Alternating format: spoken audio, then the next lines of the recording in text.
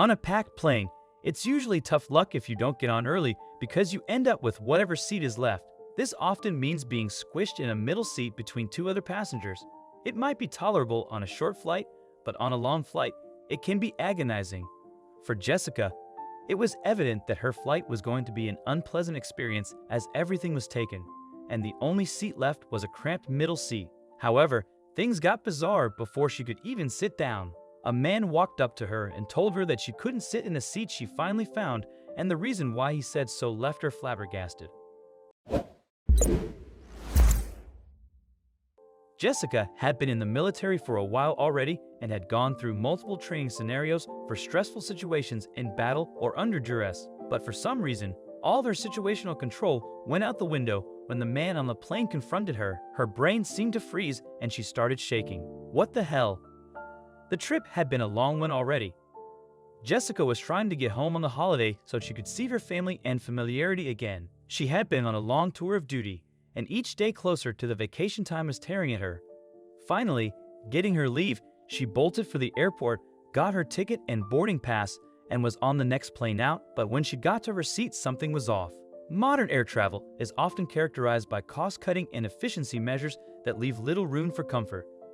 Despite this, flying remains the fastest way to travel long distances. Jessica, a military officer, had boarded a plane in her fatigued uniform and settled into her economy seat, prepared to endure the cramped conditions to get home on time.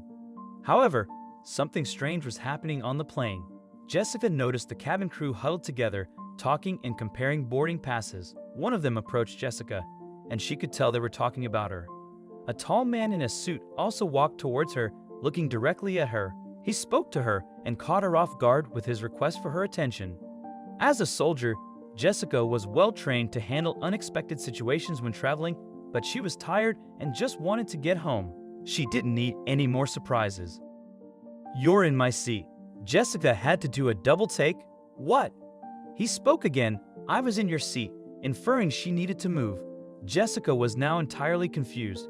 He took the opportunity to clarify. "What does your boarding pass have?" He sighed, waiting for her to respond. Jessica shook her head. She knew what her boarding pass. "No, I'm 31B. Her ticket had those numbers and letter printed on it clear as day. She pulled out the boarding pass and confirmed her thinking, what the hell was this guy talking about? The stewardess was nearby with another, and Jessica looked at them to clear it up. The man decided to let Jessica in on the surprise. He recognized that she was an officer, and he was going to give up his seat in business class for her as thank you for her service. Jessica was floored.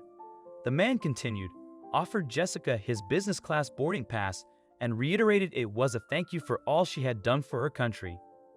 Jessica was in shock. She tried to refuse, but he made it clear Jessica was going to take the business class seat. The stewardesses nodded their heads. The seconds it took for her to move, relocate, and sit in the business class seat seemed like a blur. Suddenly, she had more space on her trip than she knew what to do with.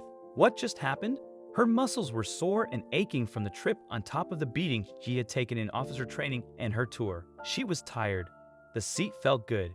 Jessica realized she would actually get some rest on the trip home. The mystery stranger had really done her a huge favor. But as relaxed as she got, Jessica couldn't stop thinking about the man's gesture. Jessica got an idea. She pulled out a pen and started writing a note. She also pulled out a $20 bill. Then she flagged a nearby stewardess.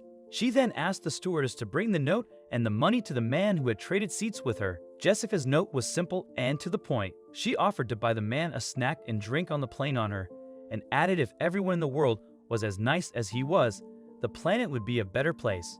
When it arrived, the man read the note and looked at it intently. However, he was not going to accept the gift. Instead, he wrote Jessica a response asking her to dinner on him when they landed.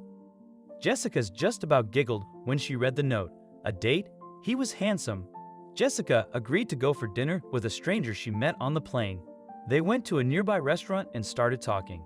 Amazingly, Jessica's exhaustion dissipated as they talked. She became more and more excited. For the military officer, it proved that being nice was still possible in the world. For Jessica, meeting someone who became very dear to her in the most unpredictable place in the world, up in the air, was truly special.